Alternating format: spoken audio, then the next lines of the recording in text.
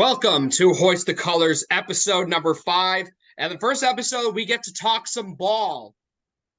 As the first week of the season is in the books, Pirates 2-0 after beating a couple in-state foes, St. Peter's and FDU. Pat is back on the show this week, sitting out last week as I had Tom Kiley, FDU assistant coach, here essentially in your place, Pat. But yeah, it's good to be good to have you back. And we can jump right into it. I mean, you were at the Rock Monday night for the opener against St. Peter's and caught most of the first half on television, I wasn't able to watch much because unfortunately, I was attending a funeral and attending, like a little I guess a little get together at like a local restaurant afterward. Commemorating a family friend who passed from ALS, unfortunately. But Pat, I guess I'll throw it to you first since we haven't heard from you since last week. But yeah, what were your thoughts on? First off, let's start about the environment and the sluggish performance from the Pirates before they pulled away and beat the Peacocks. Right. I thought that I didn't think that. I mean, the defense played well, even if we were losing at the half, even if it looked like St. Peter's was putting up good numbers in the first half, because we did force them down in the shot clock more possessions than not, and St. Peter's managed to hit a couple of they sort of hit a couple of buzzer beaters to beat the 30-second clock. And then the offense took a little bit of time to get its act together. Dylan Adewusu was in foul trouble. He got 2 fouls rather quickly.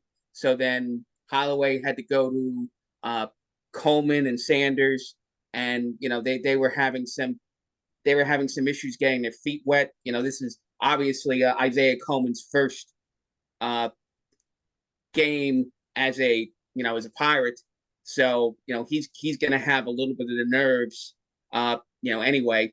And then Sanders, of course, is working off some injuries. It was funny that some of the reporting that you saw going into the game had talked about Sanders being questionable because he's working off a bad ankle. Yet the first guy Holloway brings in off the bench is Jaquan Sanders. So obviously that sort of answered the question as to what his availability was. So it's again, when I said, I think after the exhibition against NJIT, was that a player like Coleman just needs to see the ball go through the basket before you start to see some of his potential. He didn't really get a lot of chances against St. Peter's. The reason why the game was so close and why the Pirates didn't let St. Peter's take a bigger lead was because they had no answers for Kadari Richmond. He sort of got whatever shot he wanted and just managed to just dominate.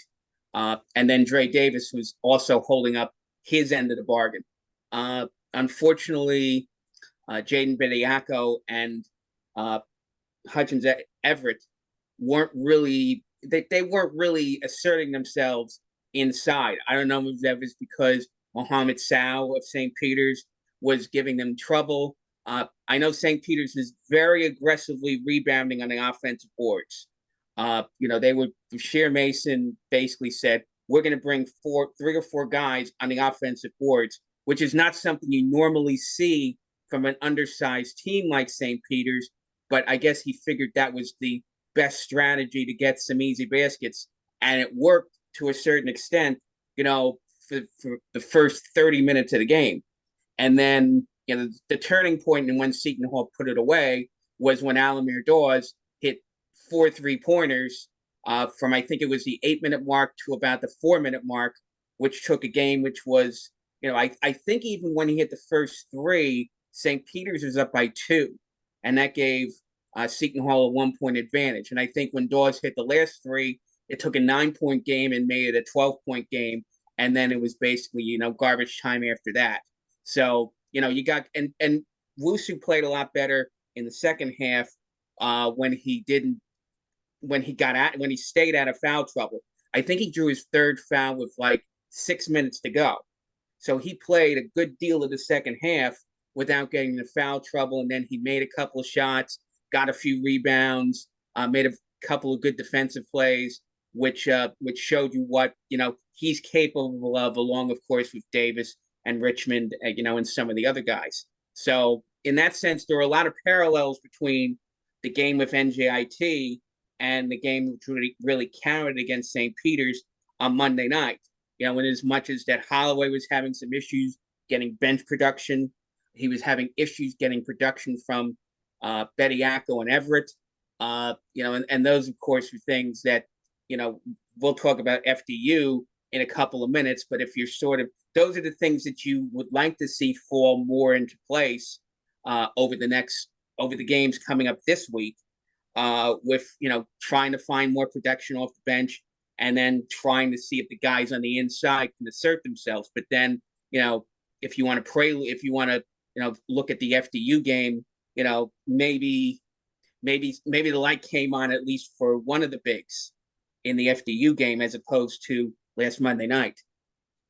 So I was able to, when my Fox Sports app wasn't acting up, because I wanted to check out what was happening around the rest of the conference. So, whenever seeing all this commercial break, I'll like flip over to Xavier or whoever was on. So I was able to catch it, and when I would switch, the app would lag, and then it would send me somewhere else, and then I would try to go back to Seton Hall, and then it sends me somewhere else. So yeah.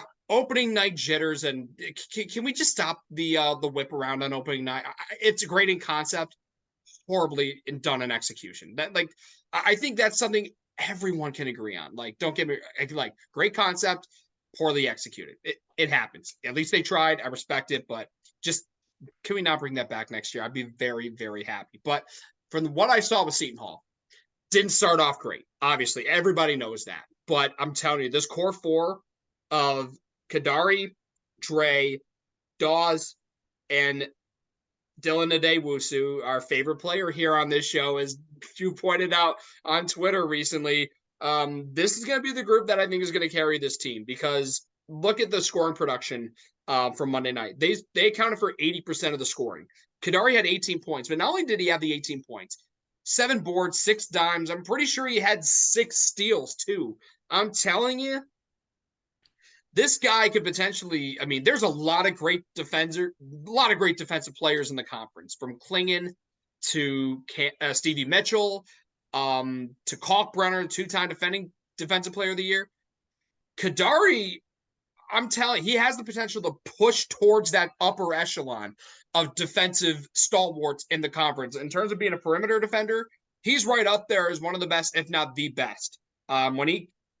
But we're going to find out what he's really made of when he's facing the Marquettes and the UConns and the Creightons and the Villanovas of the conference. But, that's a long ways away from now.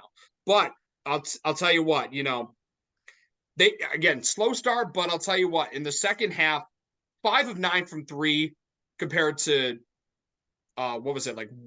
They didn't take a lot of threes. They were they were 1 for 5 in the first half, 5 of 9 in the second half. They were taking more threes because they were hitting them and getting better looks. Shooting 50% for the game, awesome. And for us, Seton Hall fans, you much longer than I have, but seeing great free throw shooting numbers, 22 for 28. Oh my God, it was like music to my ears. Those numbers. I'm like, yes, finally, we're hitting at the charity stripe and hitting when they matter. Granted, it was a 4-possession game, but you need those free throws to keep the Peacocks at arm's length at all times. Don't want them to creep back into it after you worked hard to get the lead back. You got to keep that lead and keep them at arm's length the rest of the way. And they did it the charity stripe. Dre was 5 for 5. Adewusu was 5 for 6. And, you're right. The bigs had to step up in that game, but didn't get it Monday night. Okay, move forward, have them work at it the next game. And I'll tell you what, I think that worked quite a bit, especially for Jaden Bediako. So again, took care of business against St. Peter's, although got off to a sluggish start, but they did not get off to a sluggish start against FDU. They got red hot out of the gates at Walsh, and they put a hurting on FDU. They were a 47-23 at halftime, and they rolled to a 30-point win. Kadari was cooking once again. But the big storyline, double for Jaden Bediako, and he only played 15 minutes. For a guy that, starting at the 5, had a rough night Monday night. If you're Shy, you cannot be happier with the way in which the grad transfer from Santa Clara, with the way he responded Saturday afternoon. Well, what he did, which was, I don't know if this is gonna, if one comparison you could make, was that FDU is obviously a smaller team. I mean, that was sort of like the half joke when they beat Purdue last March, was that could you see a smaller team beat, the Goliath of college basketball, Zach Edey? I mean, their average size in the lineup, and I don't think I don't think there's a lot, even though they're different players, their size, their starting lineup, the average size is 6'4", 6'5", which is unusual for even low major basketball. So obviously at that point, if you're Bediako, this is a game you really need to step up. You have no excuse not getting numbers. One of the things that they did, I don't want to make comparisons to that Purdue game because obviously different team, different circumstances, but FDU doesn't beat a good team unless they turn you over in the backcourt. And that's why having good ball handlers like Richmond, Dawes, Wusu, even Dre Davis is key, because FDU's not getting easy baskets, and FDU defends you and keeps you from scoring by making it difficult for you to move the ball around. Seton Hall moved the ball almost wherever they wanted to on Saturday. They got open shots whenever they wanted to. That this was just something where it was from at least the first 20 minutes were practically a clinic, except for a little bit of sloppiness on the offensive side. On the defensive side, they did two things well. One, they rushed FDU, which of course FDU apparently wants to play a very high tempo, fast paced game. They don't want to even think about the last 15 seconds of the shot clock. So they were putting shots up pretty early in the clock, but they weren't putting up good shots. And then the second thing, which of course the size advantage, and then Bediako playing well, and a whole bunch of other guys had, multiple rebounds. Wusu had 9 rebounds. Davis, I think, had 8 rebounds. Richmond, I think, had 7 rebounds. So, the fact that they didn't let FDU get any second shots also is a way to keep them from scoring, a way to keep you in a very comfortable lead. And I think, that's how Seton Hall shows that they're on a Big East level, by playing like a Big East team against, a good low major team like FDU, but a low major team nevertheless. So here's what my overall thought. I mean, if we want to oversimplify it, here's how. Bad news: 19 turnovers. I mean, yuck. I know FDU, that's their MO. They want to turn you over with how they play up and down, and they wanted to play the dimensions of Walsh Gym to their advantage with how they press, being obviously it's still regulation court, but it feels a lot tighter and smaller in the friendly confines of Walsh Gym. So they succeeded in the sense that they got a lot of Seton Hall turnovers. Again, 19, if you're Seton Hall, you got to get back to the drawing board and work on and practice about protecting the basketball, because they cannot afford to do that come late December and the rest of the way. They cannot afford to do that. But here's the good news. I looked, you talk about the rebounding edge. It was 61-28. 61-28. I still remember, Pat, you'll remember this, 2019 against DePaul, 42-19. I know you remember this. I was a Saturday night at the Rock in the middle of a snowstorm. Oh, yes. Yep. I know. I bet you didn't want to remember that, though. Yeah, no, that was, I mean, and yet that team managed to make the tournament. So what does that tell you? But no, yes, I mean, I was just looking at those turnover. It's sort of hard when a game is garbage time, basically the majority of the second half. Now, again, I didn't watch the second half, so it's sort of, I can't really give you a point of reference as to what looked good or what looked. I mean, they won the second half, but when you're winning at 20, when you're winning by 24 at halftime, as long as you don't let FDU creep back into the game, basically, and you're playing a lot of different players too. Richmond's not playing a lot of minutes, thank goodness, in the second half. Davis, Dawes, you're getting to include Malachi Brown at the point, the freshman, who I think Holloway is sort of targeting to potentially take over the offense a ways down the line. Then you get Coleman getting some more minutes. Sanders got some minutes. You got to use Everett. You got the emergence of Sade Nananga, who had 6 points and 9 rebounds. So it's good to get a lot of guys, some action, get them some minutes, get them into some real gameplay for when it really matters, which will be the stuff coming up later in November, particularly the San Diego trip. And then, when you need somebody, if you get in the foul trouble or, God forbid, an injury hits, when you get the Big East play, guys like Nananga and Coleman and Sanders are going to be important so that the level of play doesn't drop from your starting lineup. Because, the starting lineup, plays at such a high level that you don't want to see a significant drop off because, again, you don't want to be in a position where, if Davis or Dawes or even Richmond go down, you don't want to be in a situation where you're sort of like, all right, the season, that's what happened last season. You lose Davis for some time, you lose Richmond for some time, and they lose games, which, knock them out of the NCAA tournament picture. So this is where if these guys can get themselves up to speed and play at a level which will allow you to be a satisfactory replacement for somebody who gets injured, then you're not seeing a drop off when you have to go to the bench. So, and speaking of, by the way, not a single FDU starter was in double figures. Their top scorer came off the bench, which was, I'm gonna pull up right now. It was Terrence Brown. 10 points in 19 minutes off the bench. 8 of those points came from the free throw line. They were 16 for 25. Seton Hall, 16 for 23. I mean, granted, not as good as Monday night, but still, the fact that 2 games in, they've taken 51 free throws and they've made 38 of them. That's major progress. And I will tell. I mean, you brought up a great point about Nganga. Thank God I was listening to fans. I was like paying attention. I'm like, I need to get up to speed on pronunciations. So it is Nganga, which I think it rolls off the tongue a lot better. I like the sound of it. And by the way, also, I'm a huge stan for the Fanta Spinarcle duo.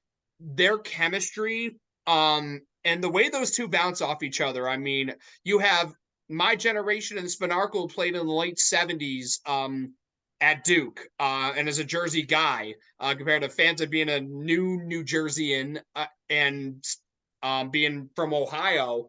I love the dynamic they had, and they're both incredibly insightful guys. But in Ganga specifically, I was blown away by the fact that, like, he wasn't, leading a fast break, but like he was bringing the ball up the court and not looking like he never dribbled a basketball in his life, which seems to be the norm for any big guy trying to do what Nganga was doing. But no, he was pacing himself, getting it up the time over the timeline, getting to a guard, and then getting the offense going. And then once he handed off, he did a great job, getting to his spots, and also getting to the charity stripe where he was pretty good. So I'm really encouraged by how Nganga looked off the bench. But another interesting thing, and I feel like this is a good segue. Fanta and Spinarco specifically were talking about the reason why the transfer portal is so prevalent now. A lot of it has to do with spreading out playing time and making sure that you keep your freshmen around, that they don't go one and done because they're not getting enough minutes because you're there's not enough minutes to go around. They're just not getting it because they're freshmen. It was a very good point. And with the kind of freshman talent that Seton Hall has right now, You mentioned Malachi Brown. Shaw looking at him to be the potential floor general as early as next year. I mean, I can definitely see that happening, but it's a matter, getting guys like him and Coleman specifically, getting them the minutes, keeping them happy so that they can keep the ship sailing. And we want to use the, nautical analogy with Seton Hall, with the Pirates. That's going to be crucially important. And speaking of, how about a big week for the McBride and the NIL crew as they got two really good recruits. I mean, let's start. It starts with first. I think it wasn't even like this week in general, but getting Jasheem Felton was huge, and then God's will, we get a guy named God's Will, right? Yeah, the Felton's been in the discussion, for that was actually that's actually been in play for about a month. You can't go wrong with a guy who's got great shooting, can handle the ball. So he's sort of he's a combo guard. He's 6'4", which means there's a potential he could get to one of those big size guards that is very important in Big East play, because everyone seems to have relatively big guards, and people are going to start recruiting or getting off the portal big guards. So you gotta have some size in your backcourt. And again, one point I made in the first episode was that the more work you do recruiting, the less work you have to do in the transfer portal. Yep. And right now, assuming if everyone stays who can stay next season, they don't have any open scholarships for 24-25. Now, obviously, a lot of people think this is Richmond's last year.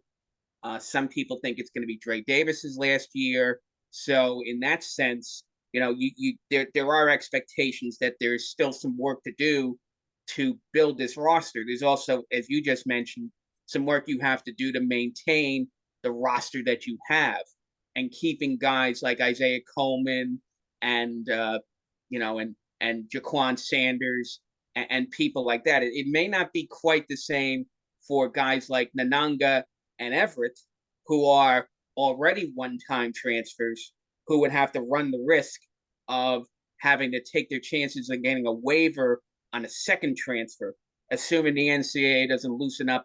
There's a lot of second transfer type guys, particularly Femi Odukali, who was a second-time transfer to New Mexico State, didn't get his waiver yet. Mm-hmm. So unfortunately, assuming that the circumstances don't change, it stinks to be Femi, because Femi was a solid player here.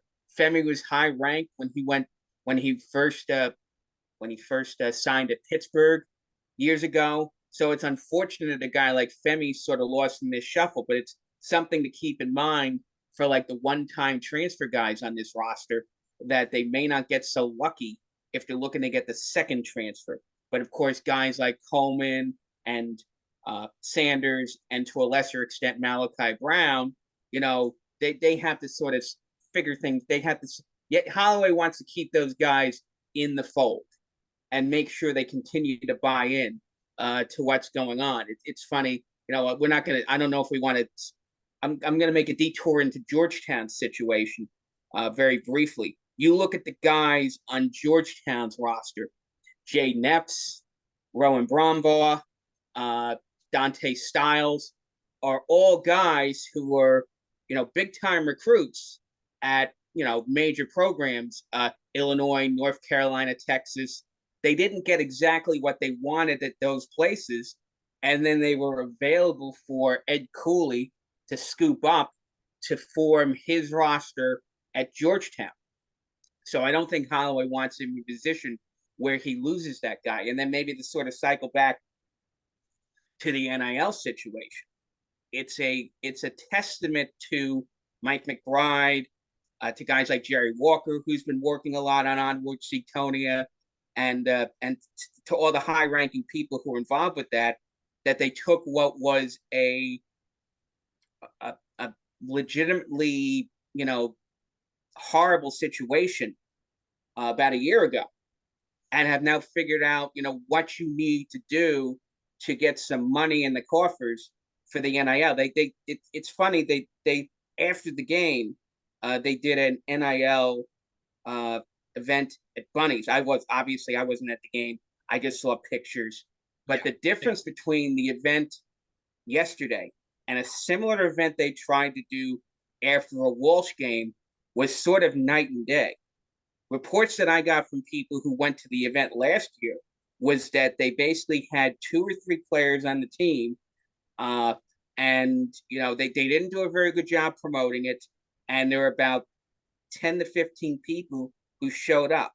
Whereas yesterday, you bring in Jerry Walker, you bring in Michael Lindsay, you bring in Ike Obiago, you have all of these guys coming in. Hey, don't forget about Danny Calandrillo, baby. Well, I mean, right, but you celebrate the legends and you hype those guys up, and to a certain extent, that's what brings the people you want in the end. And Bunnies was packed apparently, and they were making people pay they're making people pay a nice price. So I mean, that's the type of thing where you need to, if you build upon that type of stuff, then your NIL program is going to allow you to be competitive. Now, again, we talked about this in the first episode. We're not going to have the same amount of money as Connecticut does. We probably won't have the same amount of money that Villanova has. But your competition is everyone else in the Big East. You need to be on the level with Xavier, Marquette, Creighton, Providence. You need to be on that level, because if you're not, somewhere down the road, you're going to fall behind. And I think that's something, the light bulb went off with, first of all, Brian Felt, the athletic director. He basically says, I can't handle this NIL thing. I got to bring in a guy like Mike McBride who knows how to run. And then they embrace Jerry Walker, who we know is a tremendous philanthropist. Oh, yeah. And that skill translates into, what you're looking to do with, onward Seatonius, so to speak. Obviously they also have to win, which, we could, that's, if you don't win, you don't get, St. John's had a very good infrastructure for NIL, but because they weren't winning, they weren't raising any money to their NIL program. Of course, then Rick Pitino comes and he just turns the whole thing over. But that's a difference. I mean, I'm going a little tangent about the NIL thing, but again, right now, until anything significantly changes, we're in this sort of wild west where whoever's got the most money can get the best, prizes, so to speak. I mean, listen, you ain't wrong, and Brian Felt, that was a really good call, bringing a guy like Mike McBride. I mean, he's already, the progress he's making, I'm like, damn, like we're actually like doing something here, because, and you brought up a great point. You don't want to become overly dependent on the portal, because I mean, case in point, Georgetown, I guess, became a little overly dependent on the portal, and look, they just lost to Holy Cross. And right now, Seton Hall is not in that position. Just looking at everything in general, look at how chaotic the first week of college basketball was. Michigan State lost to JMU. Go Dukes, baby. My brother's an alum. I had to make that shout out. And then you look at some of the other results. There were a lot of teams that lost bye games. DePaul lost 2 of them this week. One to Purdue, Fort Wayne, and then the other to Long Beach State. It was weird. I was watching that game. It ended almost midnight Eastern Saturday. And here I am. I was a Big East fan. I'm rooting for DePaul as they were down like 16 at the half. I'm like, they get there. I'm like, come on, DePaul. But that's just, I'm going on a tangent there. But, I think you were louder than the crowd at DePaul then, Tim, because your heart breaks for anybody who's a DePaul fan. And you'll probably touch upon this you'll touch upon this on some Igloo stuff, probably, but that's sort of where you don't want to. It's sad that DePaul is still the story for how bad things can get, and how it takes When you get down that low, the effort you've got to make sometimes to get yourself back to respectability. And I guess the good news is that, Kevin Willard kept things on a even keel for the 10 years he was around. And then you transition to a guy like Shaheen Holloway, who put so much energy into it. I mean, he must, that's the other thing you got to think about with this NIL stuff, that he understands, because he's been in that position as a player. He understands how a player thinks, and he knows that these players, seeing how, everyone knows, social media gives you so much exposure to this stuff, that they know that other players are getting this. Am I getting a lease on a car? Am I getting 20,000? Whatever it is, Yeah. he knows these players know, and he's like, you know what? I don't want my players to feel like they're being left out of this situation. So we've got to get this NIL thing. We've got to get this NIL thing in gear. I mean, unfortunately, maybe it was because Willard was halfway out the door 2 years ago that they didn't really make an effort on the NIL. Maybe because Willard's like, why am I going to build something if I'm not going to be here for it? Yeah. But then you get Shaheen Holloway coming in and saying, hey, I don't want to be left behind Villanova, Xavier, Creighton, and all those other people. I've got to get a program in place which allows me to keep up with the people in my conference, because that's who I compete against. That's who I'm playing 20 games a year against, year in and year out, and I don't want to be embarrassed. So I think that's why, everyone put their heads together, and that's why I think you've got Henri Suetonia, who they're off to a good start. Hopefully they can keep the momentum going and do what other NIL programs are doing in other schools. So, let's get into the nitty-gritty of this coming week. Final half of the 4-game homestand to begin the season. So let's start with Wednesday night, taking on the Great Danes from UAlbany, under head coach Dwayne Killings. And they got an interesting roster. Notable, and we were talking about this before we started recording. Andre Jackson's younger brother is on this team. And some guys, I think there was one from the Syracuse area, went to West Genesee High School. I can't remember what his name. I think it's Amica, something like that.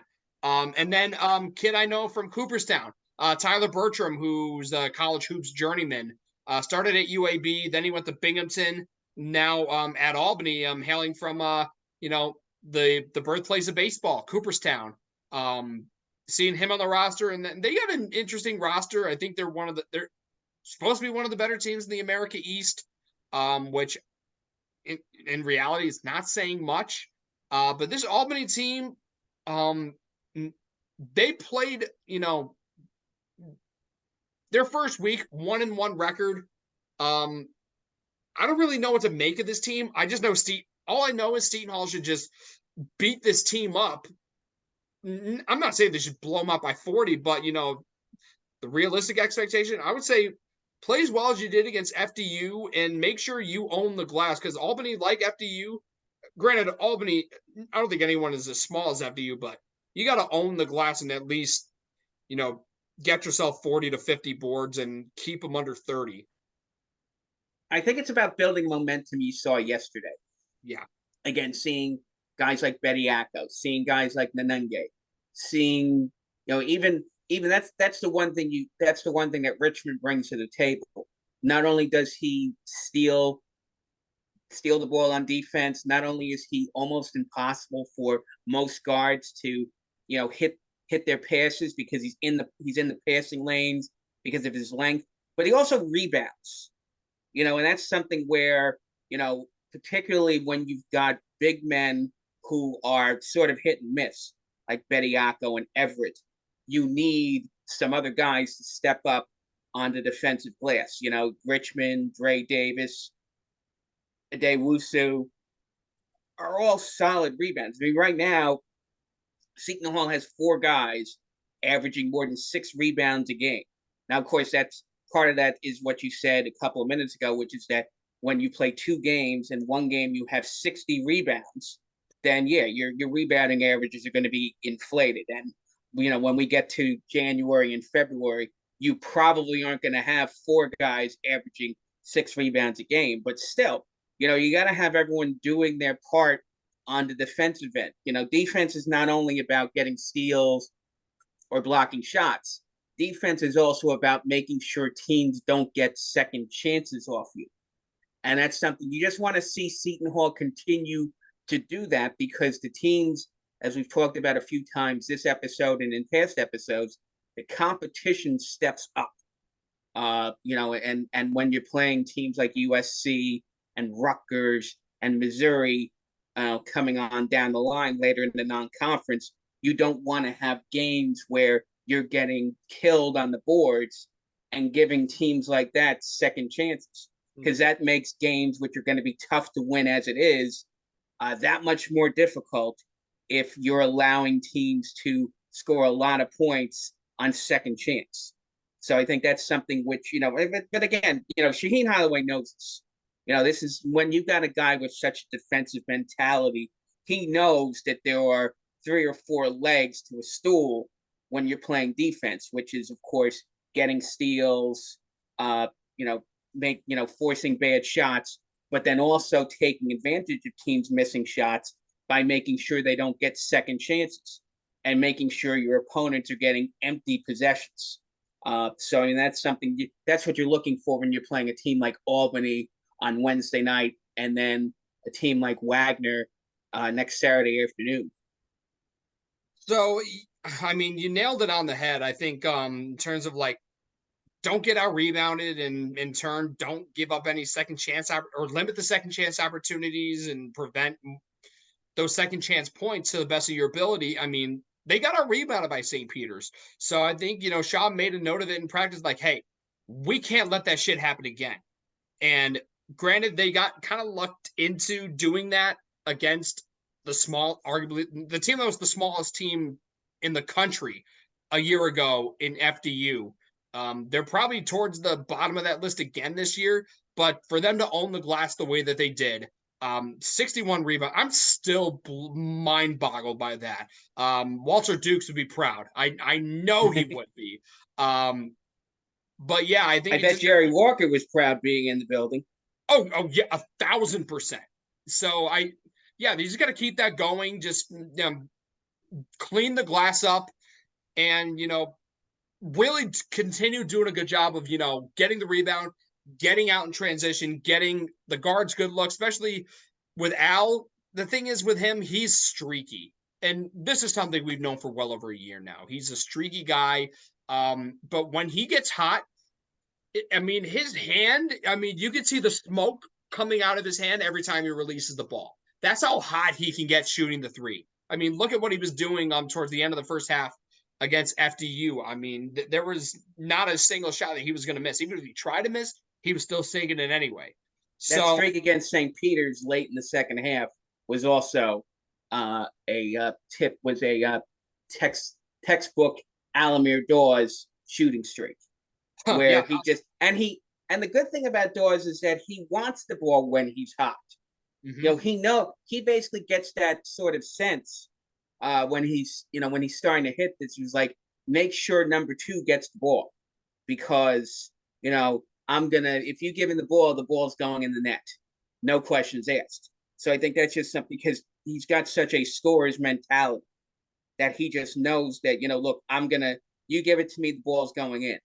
You don't have to worry about making other plays. Just make sure I get it. I'll call my own number if I have to. So, I mean, that's the other beauty about watching an Alamir Dawes on a hot streak, which is that, he's just going to say, you know what, give me the ball. We're going to score 10 points like that. And, we'll take a game like the game Monday night, which is basically a 1-possession game for the first 32, 33 minutes, and make it, sort of a runaway down the stretch. And I think also, the great thing about Shaw is, he recognizes when guys are on their hot streaks. And with Al, I mean, yeah, he does a great job of being able to create his own shot, but give credit to Shaw and his teammates for also being aware enough to do what they can to allow him to get open, to get those shots. I'm a big believer in off-ball offense, like getting and creating shots with ball movement and with getting getting curls off screens, for example, and setting those proper screens to get looks for Dawes on the wing. Getting, I think, I'm trying to remember who it was, but I think it was Nganga had a really good backdoor feed in the second half. And he kind of just waited around, saw a cutter. I mean, in terms of like, it's like, I'm trying to think of like, it's kind of like Patrick Mahomes finding like is a really tight window, but still getting it there. And it's little stuff like that, getting guys open to get shots, and also just the off-ball movement to get in the position to get a good look either at the basket or on the perimeter, wherever on the court to get some points on the board. That's huge. And I think that's going to be a recurring thing. They got to do it Saturday too against Wagner. It's going to be a cool little nostalgia trip too, with Donald Copeland being back coaching against Shaheen Holloway, a battle of, guys that led Seton Hall to the tournament as point guards. Seton, Shaw doing it in 2000 and Cope doing it as the starter in 2006. And then, by the way, Kevin Lynch now on the sidelines with Wagner, former Seton Hall walk-on, and then later on, as part of the basketball ops staff, being an assistant for first for Ryan Whalen and then for Kyle Smythe. So yeah, it's gonna be it's kind of like more like the St. Peter's. Yeah, actually no, this is more like the FDU game where you have a lot of connections, just a lot of parallels between Seton Hall and the opponent. In this case, is going to be Wagner, and obviously the familiarity. I think it plays to Seton Hall's advantage to playing them basically year in and year out. Right, and I mean it's a testament to Shaheen Holloway that he'll play a team like Wagner year in and year out. It helps Wagner a lot because it might be Wagner's one opportunity to get to play it. Wagner does take a couple more bye games during the year, but at least it's a game close to home where they can get everyone can get their family and friends if they want to a game like that, and a few Wagner students. Like there were a lot of St. Peter students at the game on Monday night at the Rock. So there'll probably be a bunch of Wagner students at the game on Saturday afternoon. Donald Copeland's doing a good job at Wagner. Obviously we mentioned he's alum, former Kevin Willard assistant. So it's someone who you're going to root for every other game of the year, but Saturday afternoon. Obviously you want Seton Hall to do a number on Wagner the way they did the FDU yesterday. So, and then we did beat them by 38 last season. So, they don't have a lot of guys coming back from that team. That could be a blessing. That could be a curse. It either means that their roster is going to play a little bit better or their roster is going to play about the same as they did. And then plus they won't have that, they won't have that sense of foreboding based upon a bad performance in November of, or December, I think it was, of 2022.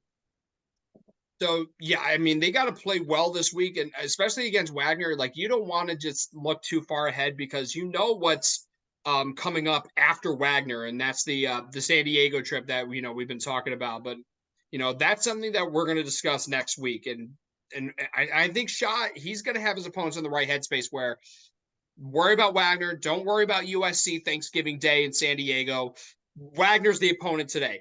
The Trojans, they'll be waiting for you in 5 days. But right now, focus is on the Seahawks. So, I mean, the expectation, you don't want to fall into the trap that Georgetown and DePaul have already, unfortunately, fallen into. Just take care of your business and then take an undefeated record with you to Cali. San Diego, I'm really intrigued to see what's going to happen there because USC is a ranked team. It sucks that Bronny James won't be ready to play, as he's still recovering from that cardiac episode that he had over the summer. And I just wish him nothing but the best as he continues to recover from that. But that USC team is still pretty good. Iowa and Oklahoma, I would love to get payback on the Sooners because they put a hurting on us down at Disney. Both of them put a hurting on us. Iowa put a hurting on us at the Gavitt games last year.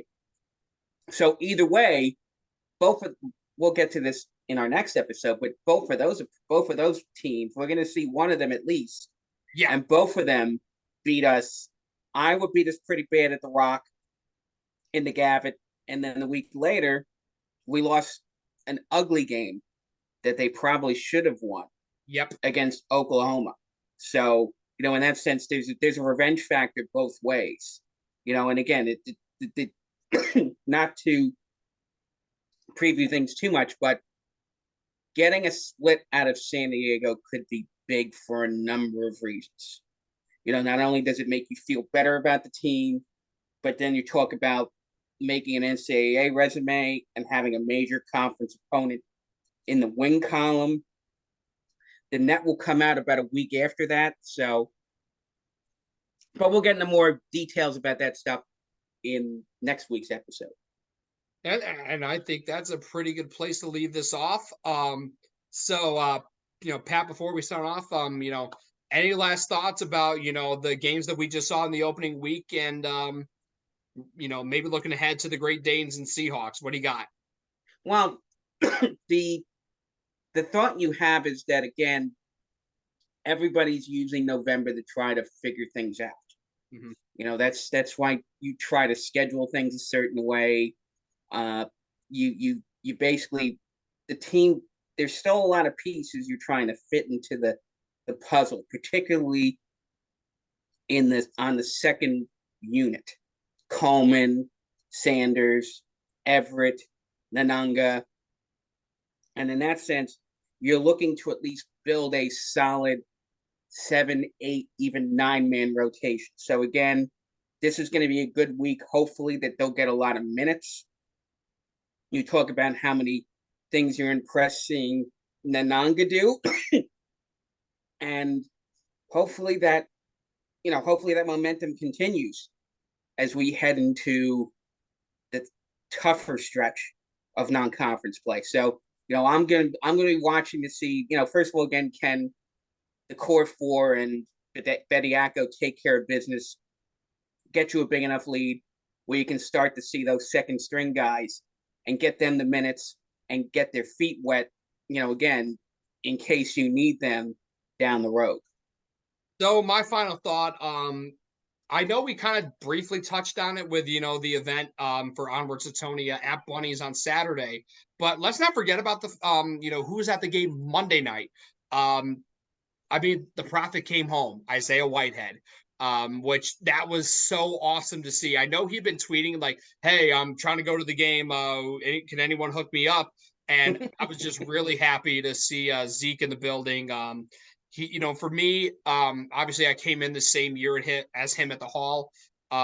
Seeing what he did in the 2 years that he was there, but especially his sophomore year, oh my God.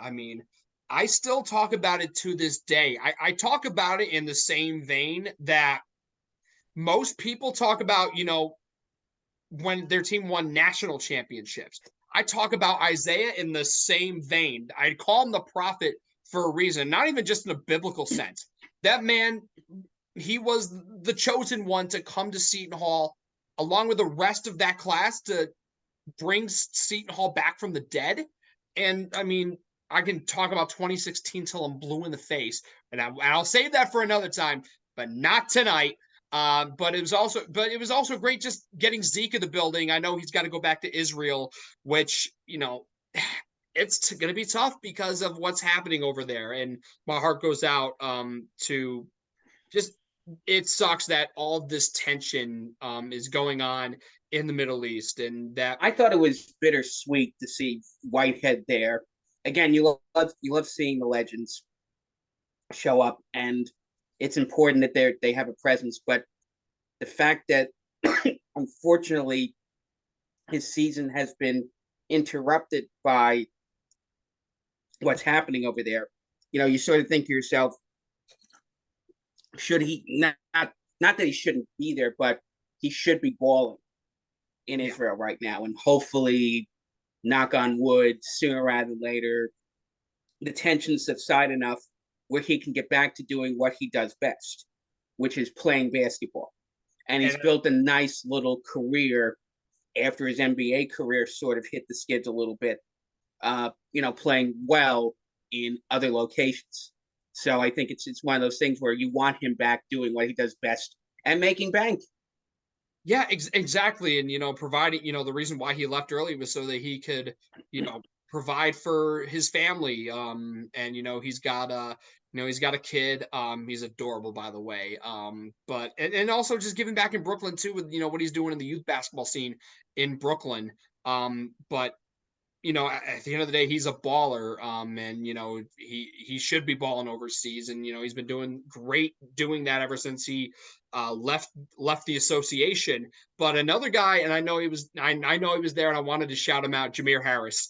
I'm pretty sure he was sitting front row of the student section in the Bluebeard Army. Who did a great job bringing the energy Monday night, from what I could hear and read.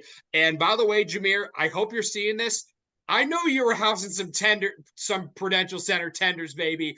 If you know, you know. I mean, that's a must. So I guarantee he must not have been able to get like the prime tenders that you get at the concession stands, because they'll leave them out like in catering or whatever. Those don't hit the same as the one in the concession stand. So Jameer knows, he is a real one that knows that Prudential Center tenders are where it's at. All right. So I think I mean, I'm going to be talking about food at least once an episode. So I might as well start hot with talking about Prudential Center attendees, but you know, I think it's a good place because if you're watching this on Monday, if you're watching this in the morning, you're gonna be hungry, and you're probably gonna want, most likely, you're probably gonna want some tenders or nugs for lunch if if you're on a commute to work, or even just at your cubicle or wherever you are watching this. I'm like, damn, I could use some tenders for lunch, but Sadly, unfortunately, the tenders are not part of the special deals right? at the Yeah, Rock. $5 glizzies though. I know. I think it's eight. Wait, no, $8 Michelobs. no, I was talking about, no, glizzies are hot dogs, my man. Oh, my mistake. Yes, $5 hot dogs. Still a little overpriced, but different topic for a different day. Yeah, we'll be. I mean, just an idea. I know Big East Twitter talks about it. We need I don't know if we need a Seton Hall hot dog eating competition, because I know Big East Twitter wants one for the whole conference. But one of these days, Mike McBride or somebody make it happen. We need a glizzy eating contest at halftime at the Rock this season. Pick a date. I don't care. I want to see it, even if I'm not there in person. So that's I think it's a good place to leave this episode off before it devolves into chaos. Uh, so again, for Patrick Madden, I'm Tim Best. Thanks for tuning in to Hoist the Colors, and until next time, onwards to Tonia. Take care, y'all.